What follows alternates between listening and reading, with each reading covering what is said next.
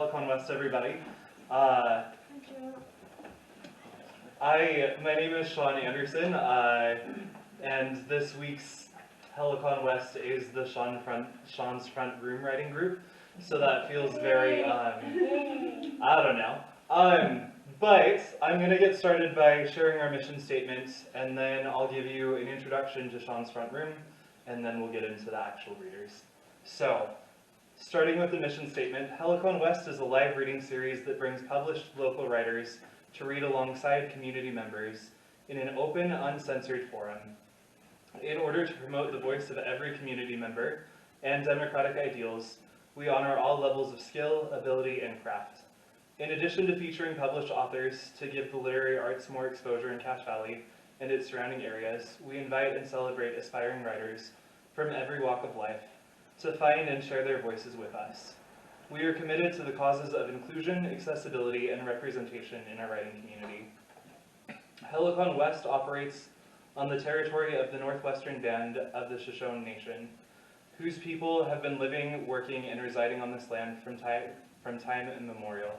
We acknowledge that these lands carry the stories of these nations and their struggles for survival and identity. We recognize elders past and present as people who have cared for and continue to care for the land.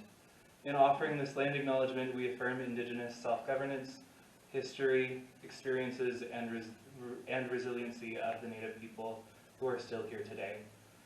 I would like to thank our sponsors, the Bear River Heritage Area, the Logan Library, Sugar House Review, the Utah Humanities, our founder and matron saint, Coulbrooke, and the Cache Valley Center for the Arts for our springtime home. If you would like to read during the open mic portion of our event, our sign-up sheet is right there next to this wonderful pumpkin chocolate chip bread that Denise brought and the coffee that Joseph brought. That's Cafe Ibis. So sign up, get some goodies, settle in for a good night. And with that open mic, you have 7 minutes, and then we will politely and firmly clap you off the stage. So I've only seen that happen a couple times, so good job, everyone. All of our Helicon West events are recorded and then posted to our Helicon West YouTube. If you read during the open mic and would not like to be recorded, just let Kyler know, he's right here, and he will stop the recording, and then I'll start it again once you're done. And then the last announcement that I will say is Helicon West is made possible by our generous sponsors and by the community we serve to help us stay in person until the new Logan Library is built. Not to mention hydrated and caffeinated. There are several ways to make a donation. You can scan the QR code, which is on these bookmarks. There's a tip jar also right there that you're welcome to put money in. All donations are tax deductible. Just let me know that you want a receipt, and then I'll email Sugar House Review, who we're housed under, and they'll get you a receipt. So you're welcome to do that. And now I'll actually get to the event, and we'll be done with the announcements. So I'm really excited to have Shaun's Front Room. It feels weird talking in the third person. I'm excited to have this writing group here, though. It was born, this writing group, yes, during the pandemic when finding community was hard. And it is a generative writing group.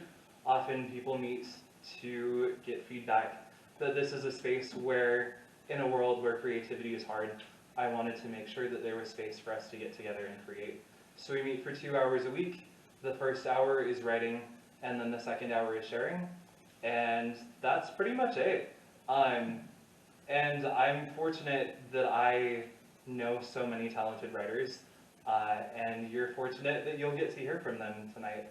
And so our readers tonight are Coulbrooke, Paine, Jack Bylund, Jesse Hahn, Millie, Tullis, and myself. And that's the order that we'll go in. And I'll start by introducing Star. Coulbrooke is our inaugural Poet Laureate of Logan City, Utah, and author of 3 full-length poetry collections that are all fantastic: Thin Spines of Memory, Both Sides from the Middle, and City of Poetry. Star co-founded Helicon West in 2006. She was event coordinator, managing editor of the Helicon West Broadsides, editor of the Helicon West Anthology, and the main appreciator of authors, helpers, open mic readers, and contributors to the cause for over 15 years. Set to retirement in 2020, Star has been cheering on the new coordinators, partners, and readers of Helicon West, while writing memoir pieces with the other members of Shaun's Front Room. She extends her gratitude to them and to you, the audience, for listening tonight.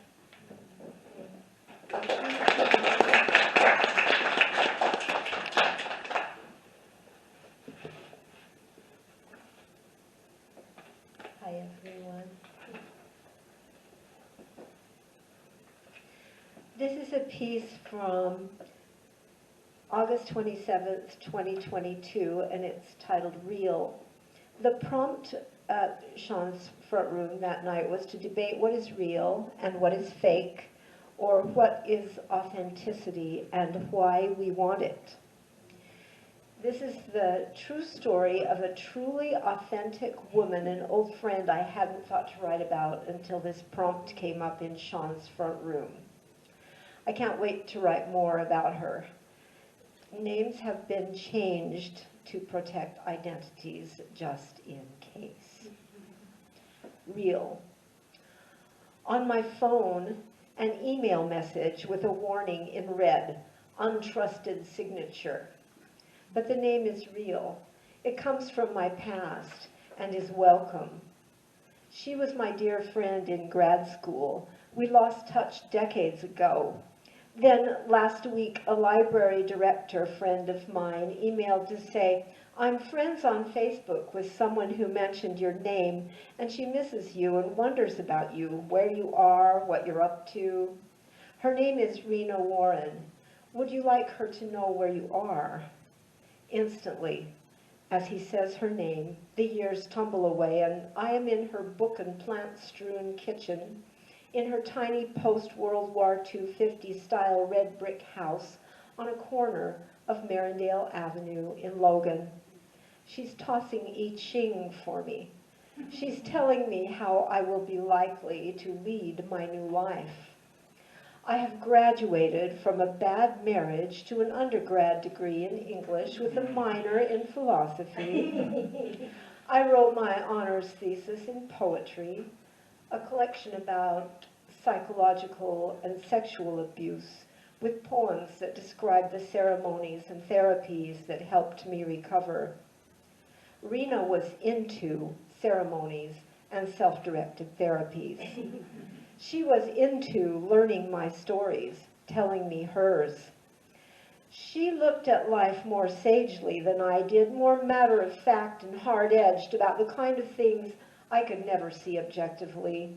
I was too shy, too put upon, far too easy to take advantage of, too backward for all my pretense at being courageous and self-sufficient and unbothered by other people's ideas about me. For all the writing I did about physical and emotional abuse, I could never write myself into being as jaded as Rena was or as blasé about sex. She once described an affair she had with a professor, told me every detail about it, how they had wild sex on a conference table in a university library in the middle of the day. Said they had both agreed that their spouses would never know. They'd never divorce them, even if their fling turned long-term. They'd had other affairs. They liked their marriages, wouldn't hurt their spouses for anything, just enjoyed that edgy sex, the danger of it, the thrill. It kept them young. Rena would have treated the incidents of sexual abuse I suffered far differently than I did. I was horrified, violated, traumatized. She might have decided it was fun to participate. If she didn't want to join in and her refusal was ignored, she would likely have done grave injury to the perp. She was tall, strong, darkly beautiful, unafraid of anything. She'd been a secretary at a halfway house in California during her first marriage, did her hair and makeup while driving the freeway on her way to work. Spent her days with drug addicts, welfare moms, child support dodgers, came home to her 3 kids who were grown and gone by the time she came to grad school in Utah. My 3 kids were also grown and gone. Divorce was my choice, helped along by the local organization that advocated for victims of domestic abuse. They hid me from my soon-to-be ex, got me into a therapist, offered classes to learn how not to end up with another abuser, even helped me find a lawyer. Rena didn't need lawyers, didn't need advocates. She didn't live with abuse. She left her first husband because he wouldn't brush his teeth. He had such terrible gum disease that she could smell him clear down the hall. She made him sign the divorce papers before she left town. Then she met Nolan. What a sweetheart he was, and here they were, the two of them in their fluffy white bathrobes, flossing their teeth and throwing I Ching at the kitchen table. Rena and Nolan taught me how to read palms. They could talk literature for hours without stopping. They each took classes on campus separately, but would meet on the quad and walk to the student center for coffee or go to lunch together. I sometimes went along. Rena and I were the only older students in our teaching practicum classes, both of us in our mid-40s. She was a year ahead of me in her program and always offered to help me with lesson plans and overheads on those clunky projectors of the 1990s classrooms. We loved to talk about our students, how wonderful and bright they were. We loved going to literary readings. Rena would talk with the authors afterwards, quiz them about their ideas, their projects. She would look into their eyes as she talked, saying, "Oh, that is so fascinating. Tell me more." And they always would. She'd probe and gush until I thought she might be bluffing, but she was genuine in her knowledge gathering. I didn't like to talk that much, so I was happy to be there, listening, nodding in agreement, until I'd drift away to the bookshelves or the catered food. I was her sidekick, our roles perfected by a mutual, unstated understanding. We'd be in her kitchen the day after, drinking coffee, while she told me all the gossip about those famous writers we'd been hobnobbing with, having wine and cheese with after the reading, who was having an affair with whom, who was fired from their job at the Arts Council or the university, who stole whose ideas or ran off with the department head. And she taught me to use a soft, wood-handled brush to clean out the coffee grinder. She was a stickler about quality cuisine, fine wine, dark roasted coffees. Always grind your own beans, she told me. Keep your equipment clean. Use only the best coffee, and you'll never go wrong.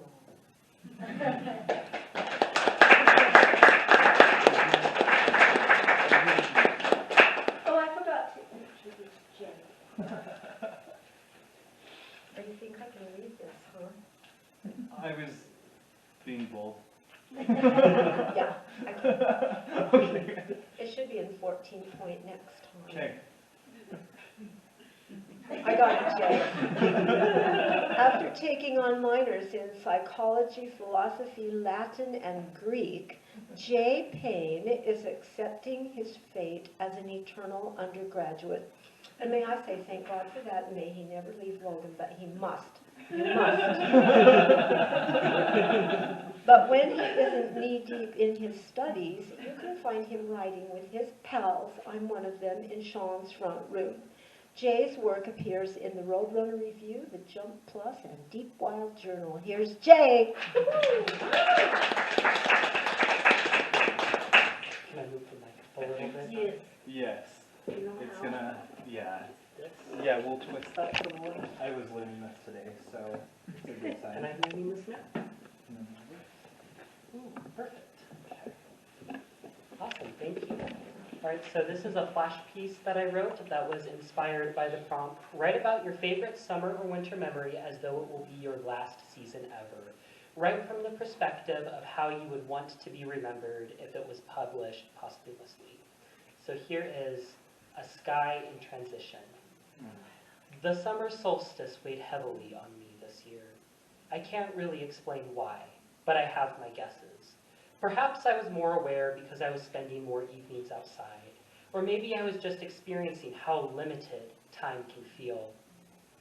I did, after all, dedicate the last half of my summer to a 7-week intensive Greek program, which consumed my mornings and afternoons with homework, class, and more homework. Thus, the evenings quickly became the only time when I ventured outside, as there were only so many sentences I could translate at a time, only so many grammar concepts I could stuff into my mind. Besides, I needed to clear my head and experience summer's wealth of sunlight, so I started going on evening walks along the Logan River. However, during the second week of the program, one of the TAs suggested that I transform hiking time into study time by quizzing my classmates on vocabulary. I liked this idea, so I invited my classmate Luke to join me, and we made a habit out of evening vocabulary hikes. This is when I started noticing how night and daylight pull on me like gravity. When Luke and I first started, we were reaching the trailhead around 7:30, and the sun was still blazing overhead, searing our skin with its 90-degree heat. When we arrived back at my car, often around 8:30 or 9, the temperatures were beginning to taper off, though the sky remained blue and bright. It was during the third week that we began noticing changes. Towards the conclusion of our hikes, we were facing the west as a tawny color began coating the heavens like a big glob of viscous honey. We often marveled at this amber sky in between chunks of vocab. This continued into the fourth week too, but sometime during the fifth, it became apparent that summer's daylight was decreasing. Instead of providing an idyllic backdrop to our hike's conclusions, the honey-orange sky began welcoming us to the trailhead. After arriving back at my car, we watched the sky transition into monochromatic violet, as if humming with night's mysterious, ineffable energy. But we kept hiking at the regular times. We started at 7:30 and ended at 8:30, unless our focus kept shifting from our vocabulary to other topics, like Alexander the Great. Then we ended at 9 in near total darkness. During the 6th week, there came a point at which I stopped being able to read the vocab scribbled inside Luke's notebook. There simply wasn't enough light to make out the gray letters as we finished the last stretch of the trail. I think we need to readjust the time, Luke announced as we arrived back at my car. Personally, I didn't mind hiking in the dark, but if we were going to study Greek vocabulary, daylight was preferable. So I said, I agree, how about we go at 7 instead? So we started our hikes at 7. But the sun was still setting early, and despite having a 30-minute head start, we always ended in total darkness.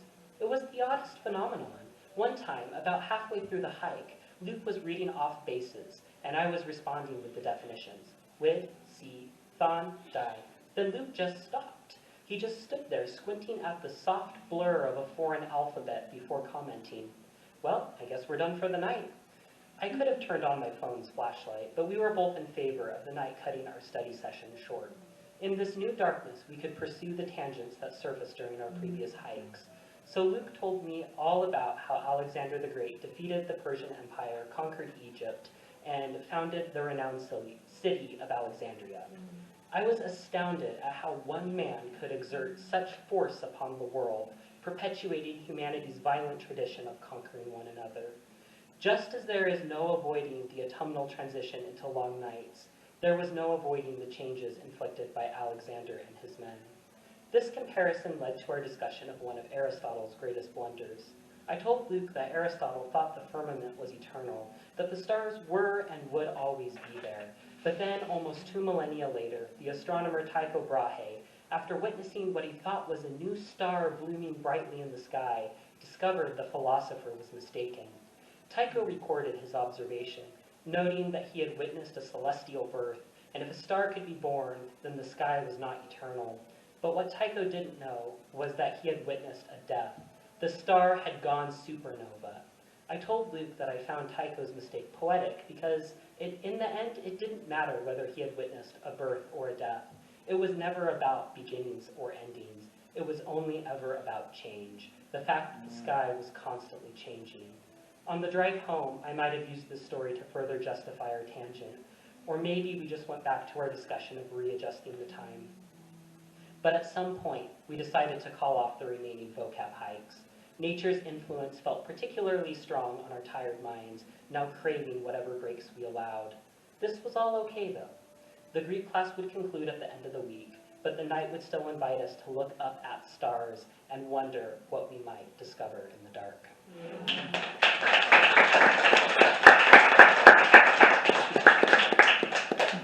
And now I forgot to introduce Jack.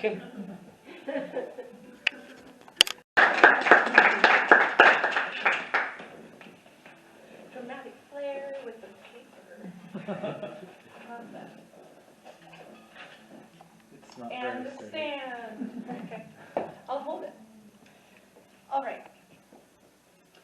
This is a piece from an early section of the very early draft of a novel I am working on writing. So, lucky us, we get to experience it together. In this novel, the protagonist is a washed out college student, which is a feeling I think most all of us can relate to some degree.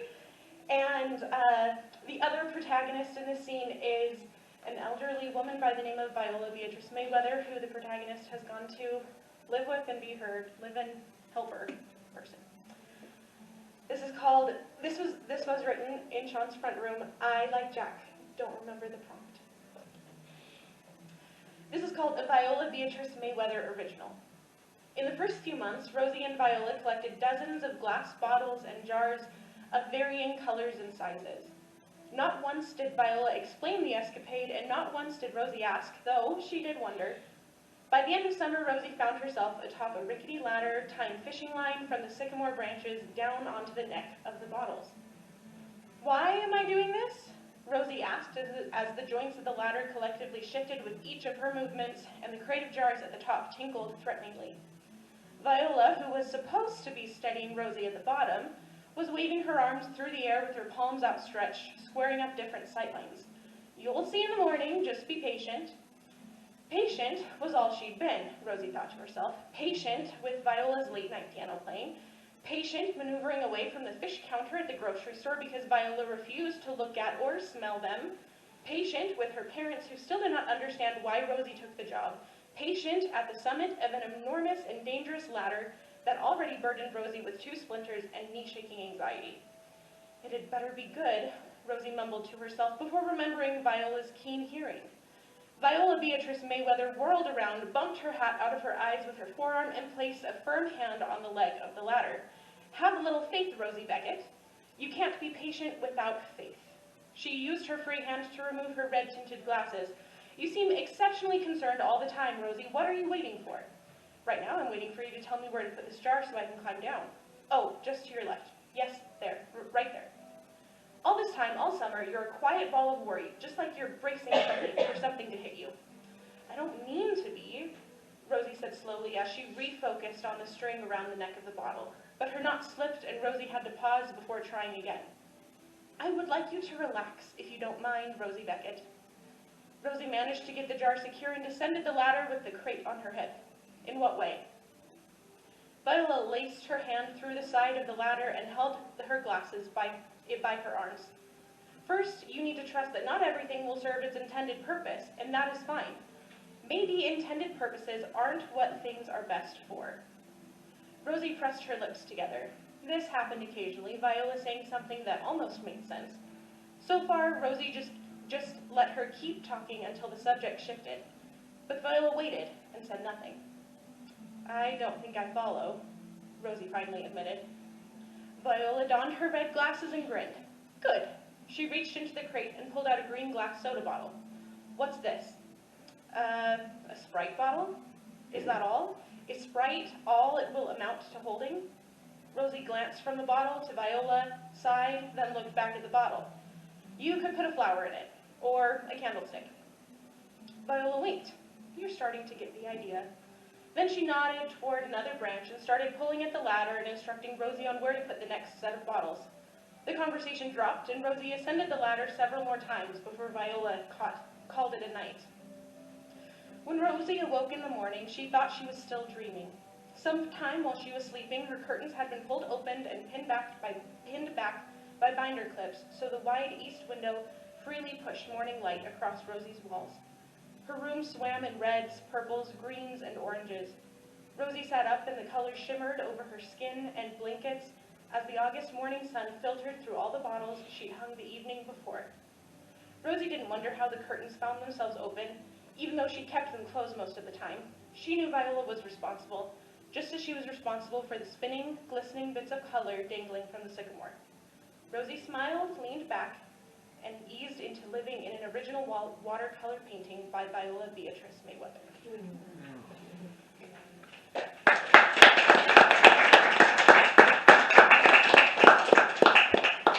And I, very excitedly, get to announce the incredible Millie Tullis, who is a poet and folklorist, and an incredible one at that.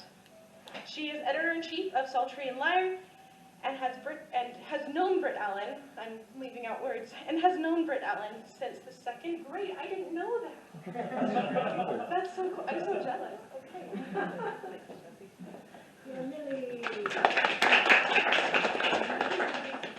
It's fine. I'll just project. Britt moved into Providence Elementary in 2nd grade, so I have known her since then. All right, I'm going to read just a couple of kind of short poems, and, all right, I can't handle it. That's like, I'm looking at the ceiling. Do I move this part? It's this one. This part? Yeah. You're so good at this. It's a little on the So back. good at being in charge of Helicon West. All right, thank you, Shaun. So these first couple poems came out of Shaun's front room and some childhood memories. So to prep and get in the mindset of when I was 10, I listened to a lot of Green Day today. So this should, I should be very ready to read these. That was what I was lucky enough to have a cool older sister who was mean to me, so she would burn me Green Day CDs. Okay. This is called The Skunks. In my childhood, the trailer by the lake smelled like skunks all summer. Now that the skunks don't live or sleep or nest their babies beneath our tool shed, I miss their smell. Mom says the skunks have been gone for years. I have been too. The first time I smoked weed, that smell, the lake, a comfort.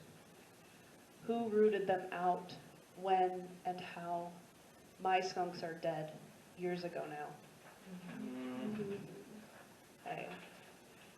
This is called The Game, and I don't know what else it would be called, but it's that game where you'd stack hands and slap each other until someone gave up.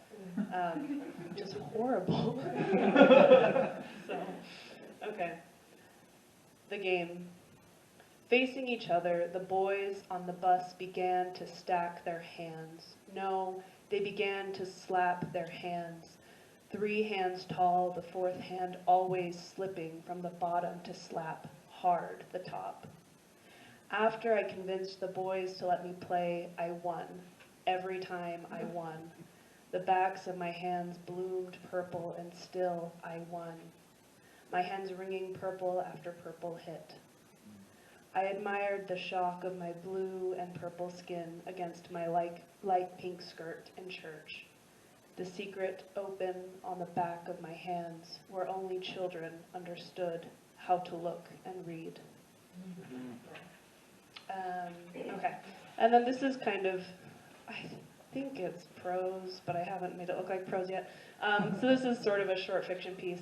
And all 3 of these came from being in Shaun's house, so I'm really grateful.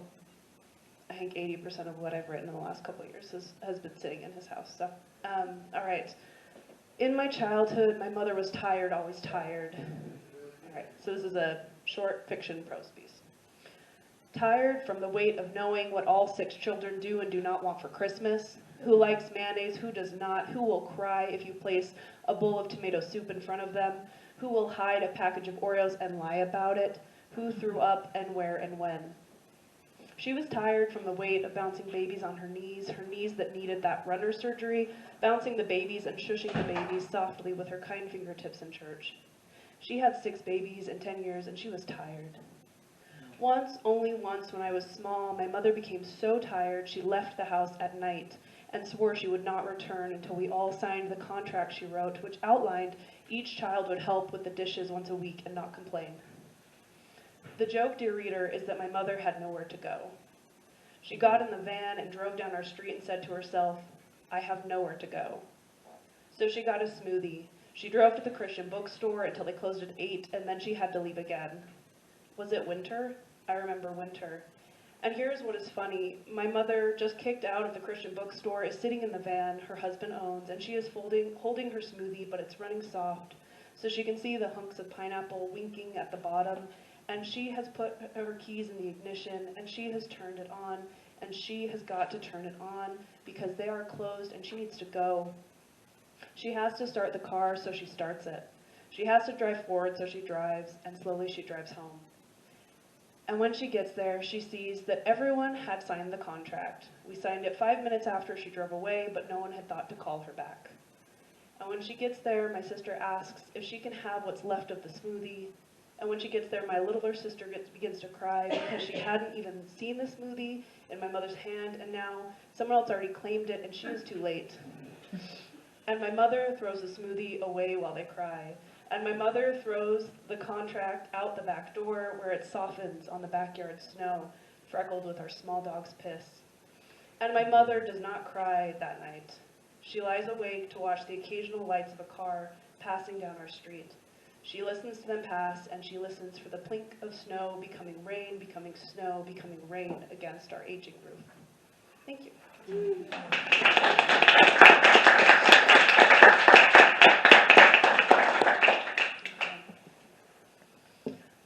I get the very great honor of introducing Shaun Anderson. This is really short, I'm gonna add a little bit, he forgot. So Shaun Anderson is the amazing thrust behind Helicon West and the reason we're all here right now, specifically tonight. And he started Shaun's Front Room during COVID as a generous community building exercise and has hosted and baked for a lot of his friends since then. He's an amazing and talented writer. He's been published in Mud Season Review and several other places. And he is grateful to live in a beautiful place surrounded by talented writers. Sorry.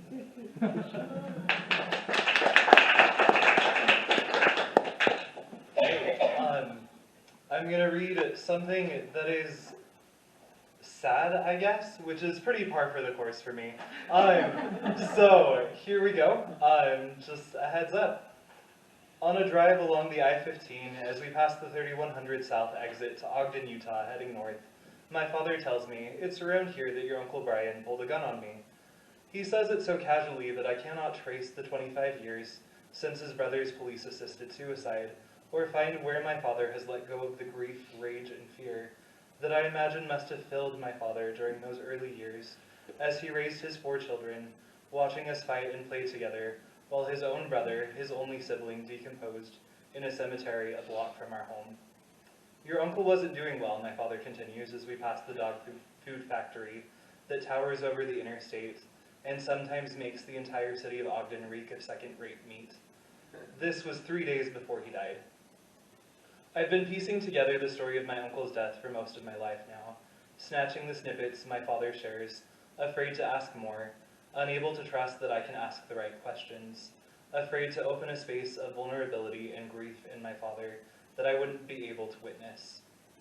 Once I talked him into stashing the gun, he broke down, my father says, after a stretch of silence that has gotten us to the 12th Street exit. He told me he wanted to die. He asked me how he could end his life and make sure that Tammy and Dylan got the insurance. The conversation ends here. My father has either shared enough, or he's waiting for me to ask a question that I don't know how to ask. The question being, what did you say to your brother when he told you he wanted to annihilate himself? I still don't know what my father said as he drove the family minivan, a red 3-door 1992 Mazda that my parents bought when I, their 4th and final child, was born, while his older brother sat stoned in the front seat, red-eyed and teary, his handgun in the glove box, his violence redirected from my father back towards himself. As Ogden sped past my father and uncle, did my dad try to talk his brother out of ending his own life, or did he sit silent, worried about saying the wrong thing? How many times after his brother's death has my father replayed this conversation with his brother, wondering if he had just strung together the right words, could he have prevented Brian from stepping onto the front porch with an unloaded pistol to face the police? My father is an engineer. His brain is constantly working to break life down into equations that enable him to solve problems. While I am not sure what the equation of words was that led to my uncle holstering his pistol, My father knew it. It is the fact that my father has learned so many of these equations, has sorted his world into something that makes sense amidst the chaos, that makes me want to know so badly what my father said when his brother admitted his desire for death. My desire is personal and selfish. Yesterday I sat down for a 3-hour video call with the first man I ever came out to. We met as Mormon missionaries and were somehow, miraculously, assigned to work together during the last 6 weeks of his proselytizing. During the first night that we shared an apartment where I slept on the floor and he slept bottom bunk while our third roommate slept top bunk, this friend, Dustin, told me he felt same-sex attraction. The words whispered barely over the sound of our third roommate's sleep breathing. It was the first time I came out in person, in response to an invite to be known without being judged. Yesterday, during our call, after 2 hours of talking about RuPaul's Drag Race, shared mission memories, work, and Critical Role, he told me, "I'm running out of things that I enjoy. Nothing holds my attention anymore. I want to die." I still don't know what to say when someone has weighed the scales of their own existence and has decided there is not enough on the life is worthwhile side. I've learned to avoid lectures. I've learned to avoid giving unsolicited advice. I've learned to ask more, to say I love you. This is what I do now. This is a fundamental truth I say, trying to meet his eye on a call, but aware that his eyes on my screen and the camera that's recording me won't align. I love you, and my world is better because there is a Dustin.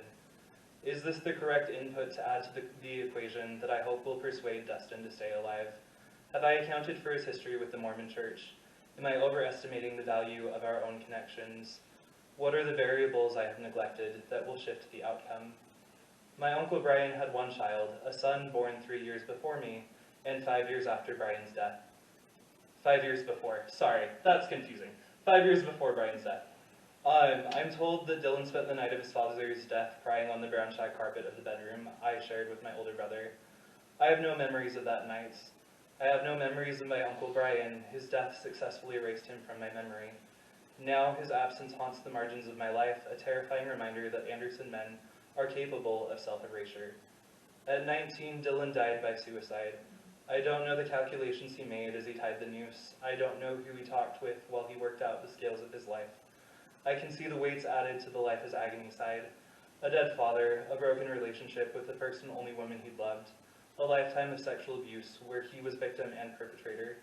I cannot see the life as worthwhile side of his scales. I think I am too quick to want to validate Paine. As Dustin tells me how much he envies the other friendships I have in my life, I don't tell him the lessons I've learned about community building, afraid that they're all easily dismissible cliches. Instead, I say, that's fair, that makes sense. I'm sorry that you are so isolated. I swallow the lecture I always have ready for Dustin about how love has become easier for me as I've learned to trust that people around me are trying their best. I want to believe that not lecturing is another way I show Dustin that I trust him. But I don't trust him. I am still calculating. I am still working out the equation that I hope will save Dustin. And there is a second side to this equation. It is the equation of my own life and the balancing of my own skills. During the first year after I returned home from my Mormon mission, I spent months stacking weights onto the life is agony side of my skills, inching closer and closer to my own destruction. In the decades since that year, I found things I can add to the life is worthwhile side. The beauty of green moss growing on tree trunks in a snow-covered backyard, the tongues of dogs on my earlobes, tight hugs with the people that I love. But if I am honest, it is too easy for me to fixate on the life is agony side, and the synapses in my brain have been trained to seek my own death. Is it right or fair that I trace my cousin's death onto his father? Would Dustin's death unwind me the way I believe Brian's death unwound Dylan? While I calculate the equations that lead to self-annihilation, I can't help but think about my own equation. How much support can I give to Dustin before my scales shift their balance? Is the regret of losing Dustin less than or greater to the toll of the level of support he wants and needs? What is the value of my ego in this equation, and can it be removed?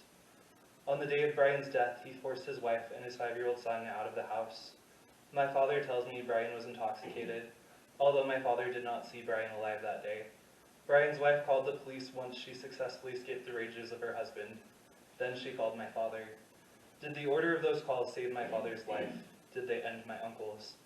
By the time my father made the 30-minute commute from his office, where he spent his days solving equations that enable the human race to reach toward the stars, The police had circled the house, demanding that Brian come out with his hands up.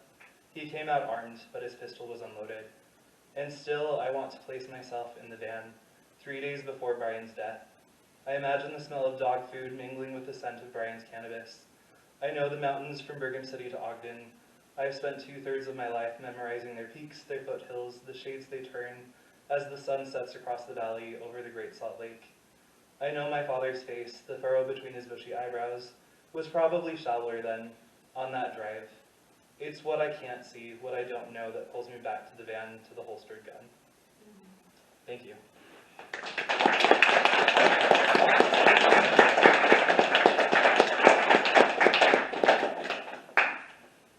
Okay, it's now time for the open mic. We have 3 readers. If anyone else is excited to read, please sign up. But we'll go through those 3 readers, and then we'll go from there. So we'll have Brock, Shannon, and Denise. Oh, yes.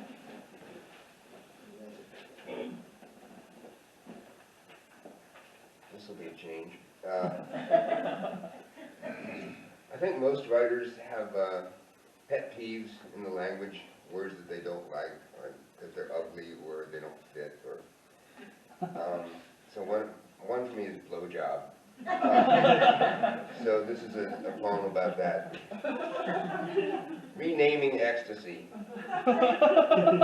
Time to get, and maybe I should do little quotes with my hands, but I think you'll get it. I'm going through the words, possibly. So time to get rid of blowjob. It's inaccurate. There's very little blowing involved. Sorry, it's inaccurate. There's very little blowing involved. Demeaning and clunky. Sounds like sink clog job. When you take apart the drain and use a chopstick to ream out the slimy gray stuff. Oral sex is clinical and ambiguous. Who's doing whom? Sucking off is more accurate, but rather distasteful. Facefuck more accurate still, but ignores the many delights of a nimble mouth and tongue. Fellatio sounds too Latin for common use, though it gives us the musical noun fellator. I'm partial to giving head, and I'll take that head anywhere it's given, but it's hard to know how to conjugate it. Heading has promise, as in he's heading every guy in his dorm, but young soccer players might get confused, as might mariners, and heading him off at the pass would take on unintended meanings. I proposed instead exquisite, as in, I'll give you exquisite if you'll rub my back. Or she gagged and gulped while he moaned, exquisite, exquisite, exquisite. Or after an exquisite with his lover, he felt no need to shoot up the post office. Do you resist the change? Be honest, man, tell me, how does it feel when you slide into your lover's mouth, no teeth, just soft, soft lips? What word comes to mind when your lover tongues your tip, slippery, soft sinews circling shaft? What might you gasp as you pulse gouts of delirium into your lover's adenoids? That's right, exquisite.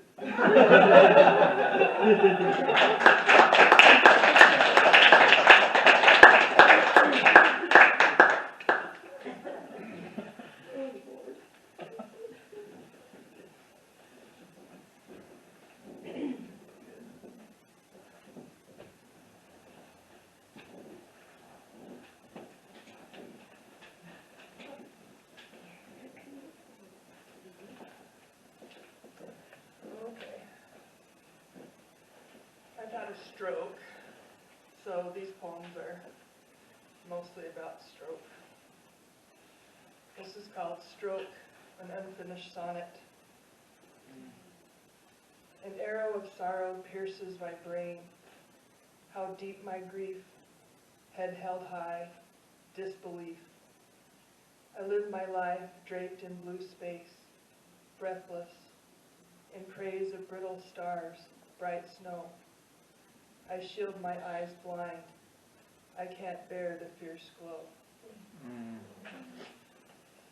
And this is called Winter Pantoum. Seagulls huddle on glass. 10 degrees in the wetlands this morning.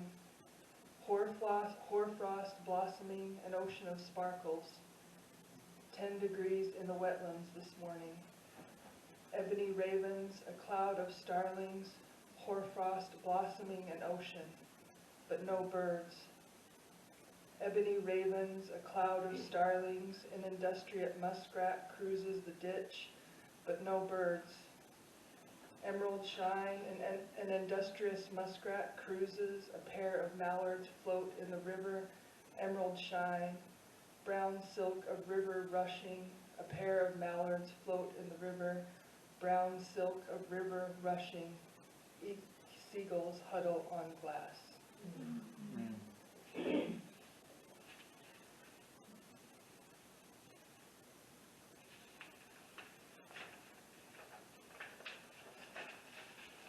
And then this is my last one, it's called The Return.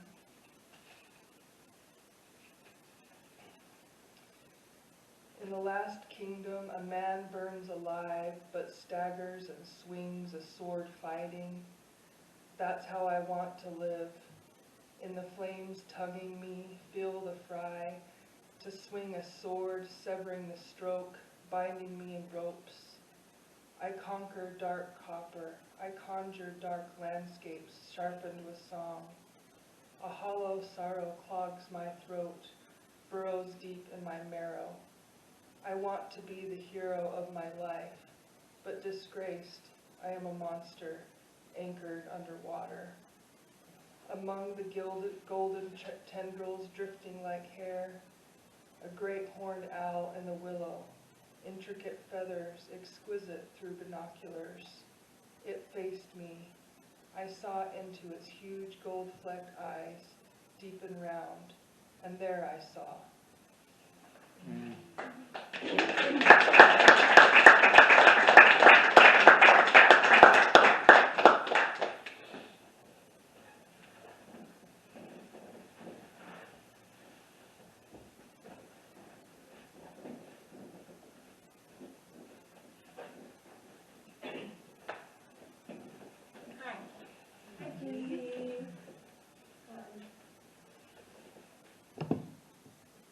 Well, can you hear me okay?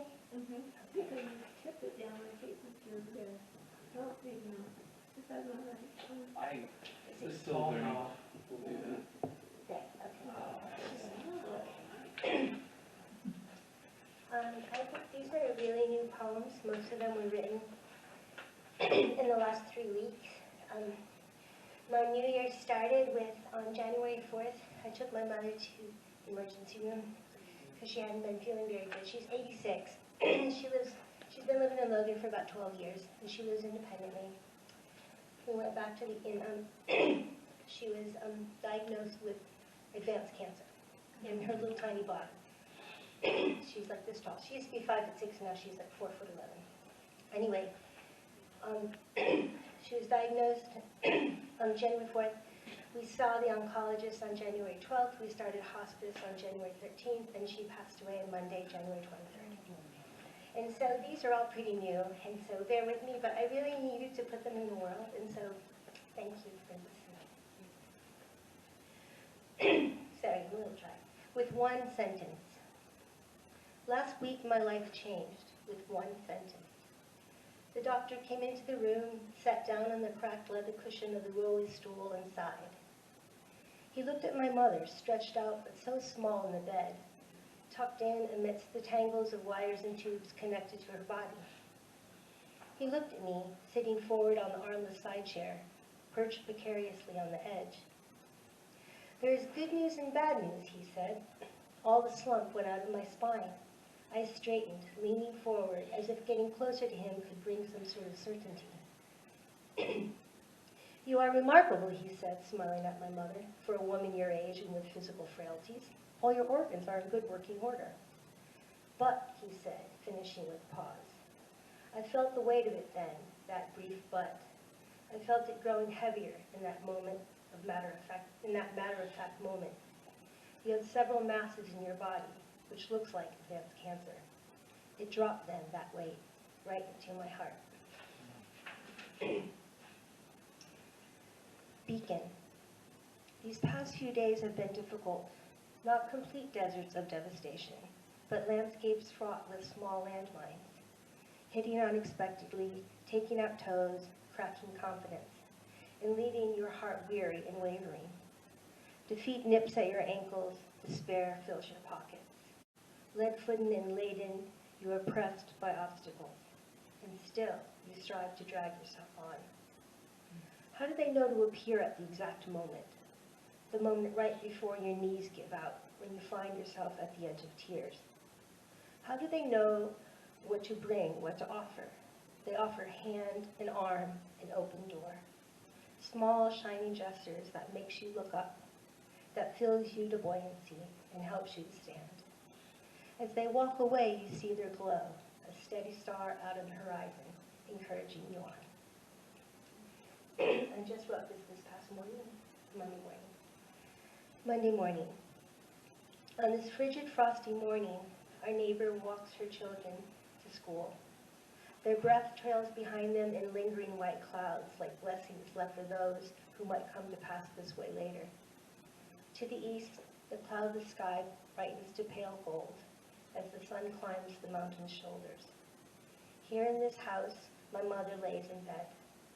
Each dry and shallow breath hesitantly slips out of her mouth like long-held secrets.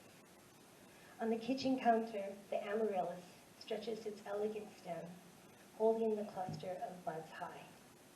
Poised and patient, it stands ready to trumpet its beauty into the world.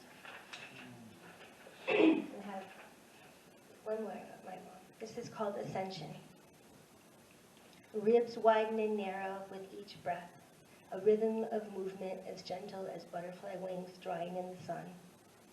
In one simple moment, her spirit rises into the wide blue sky, carried aloft on the soft swirling updraft of her last exhalation. And so not to leave you on that note, even though it was a very beautiful, tender journey, I'm going to write this other poem that happened before this. Well, it was sort of in the middle of it. For a friend. Yesterday I gave myself a gift, a whole afternoon of creative alone time. Brimming with excitement, I carried the boxes to the studio. A battered but still sturdy cardboard box contained a collection of miscellaneous magazines, past calendars, scraps of decorative paper, odd advertisements, and retired letters. The other box contained the necessary accoutrements: scissors, X-Acto knife, rulers, pencils and pens, bone folders, glue stick, and other adhesives. Without sketches or plans or even preconceived ideas, I began. Thumbing through pages was like taking a walk in an unknown city, not knowing what to expect at the next turn. I wandered and wondered, randomly gathering until there appeared a pile of possibilities.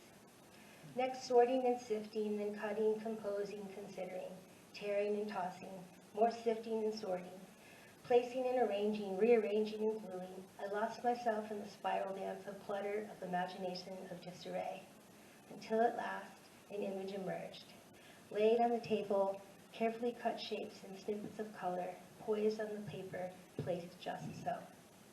Standing amidst the mess, this body breathed, this heart sighed, these hands lifted its offering and smiled. Thank you.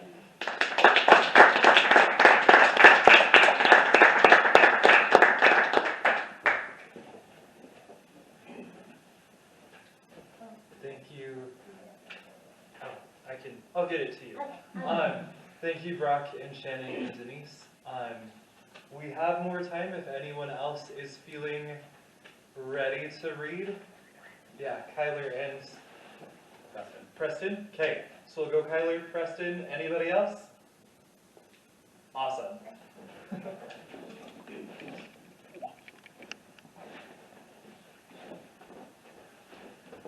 Alright, so this is a piece that I wrote in 2020. It was the very first nonfiction piece that I ever wrote, and I haven't edited it in 3 years, so I figured why start now? So it is still it needs some work, so just have to bear with me.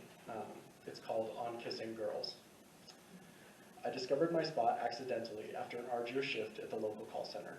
It was election season, and though people are typically annoyed at receiving unsolicited calls from strangers asking them to complete surveys, they were even more annoyed at being asked to complete obviously biased political surveys. My shift was only 6 hours long, but it felt like much longer than that. and I needed some air, so I decided to walk home instead of trying to find someone to give me a ride. Google Maps had big plans for me that day. I was new to the area, so I didn't know my way home without the aid of my electronic overlord. Logan, Utah does not have a complicated road network, but I had never before made this journey alone. So I handed myself over to Google to lead me home.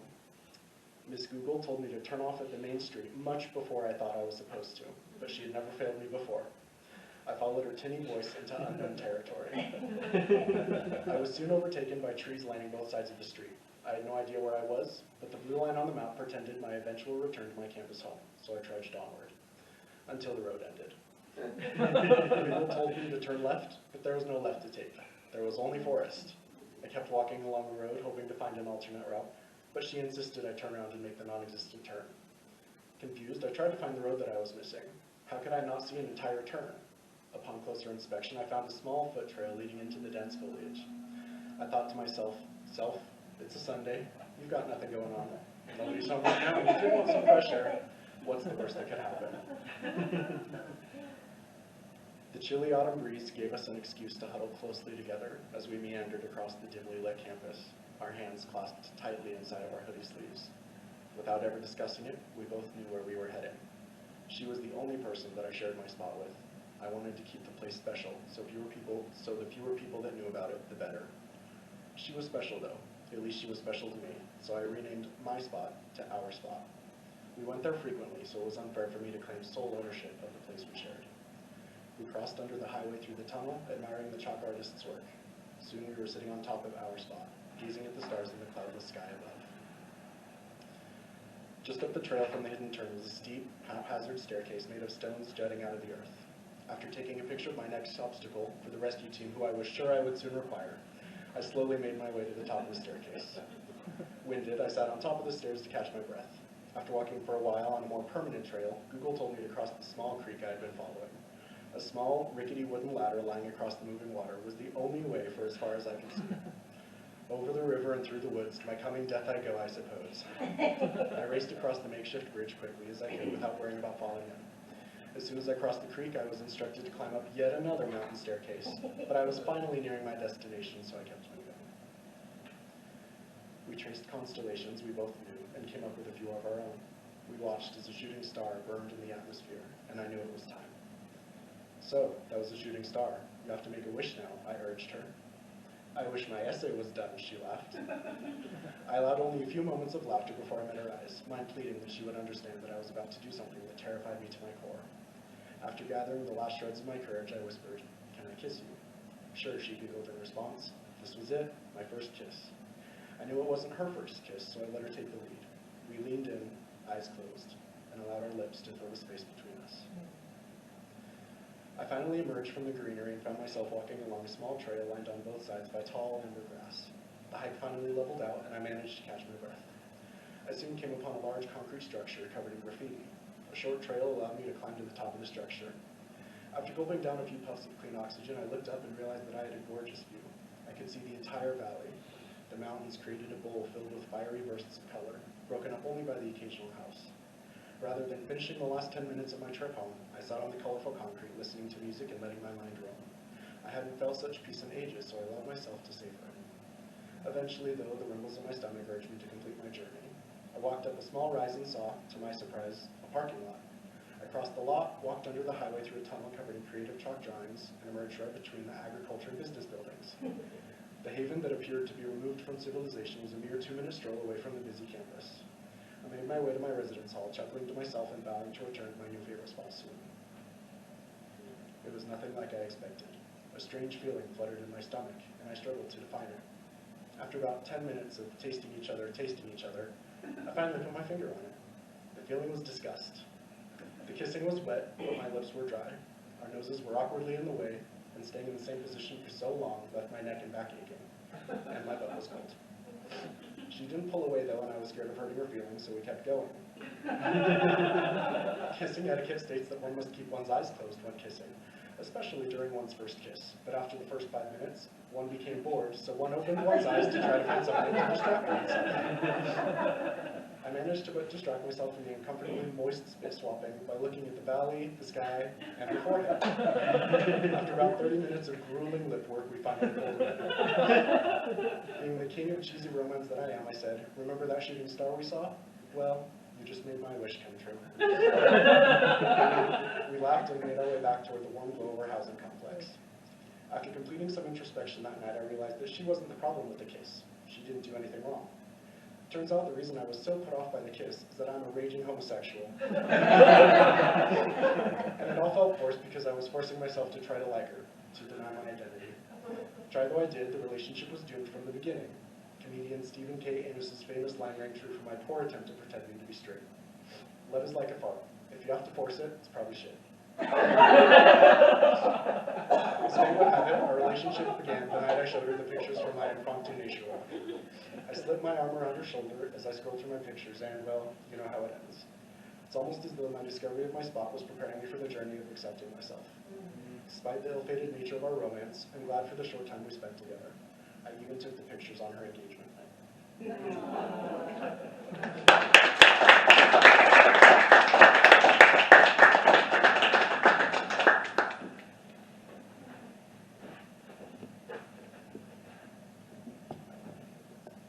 Hello.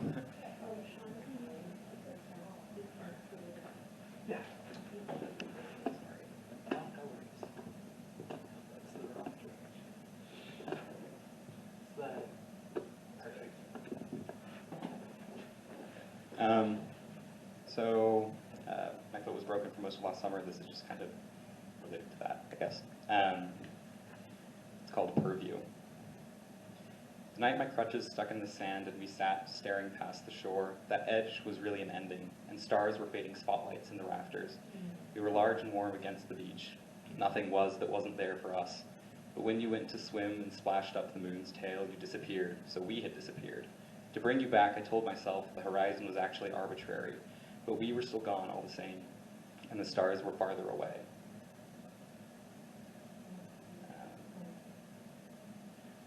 Sorry, I didn't have time to print anything off, so I just have really crappy pictures on my phone that I'm trying to read.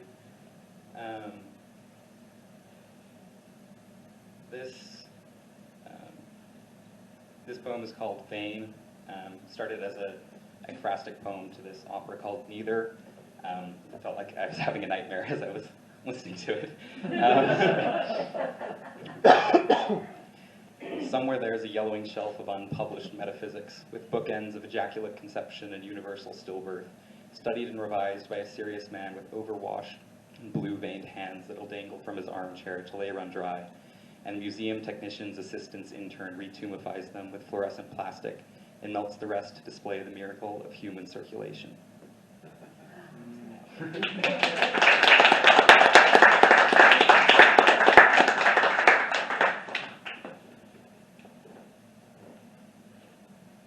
Okay, thank you all for coming tonight. Thank you to all of our readers. Every time that someone reads at Helicon West, it's an act of bravery, and I just really appreciate all of the courage to write and to share and to be a part of this community. So thank you so much, and that's Helicon this month. Feel free to grab some bread and some coffee, and yeah, we're good to go. Thank you. Thank you.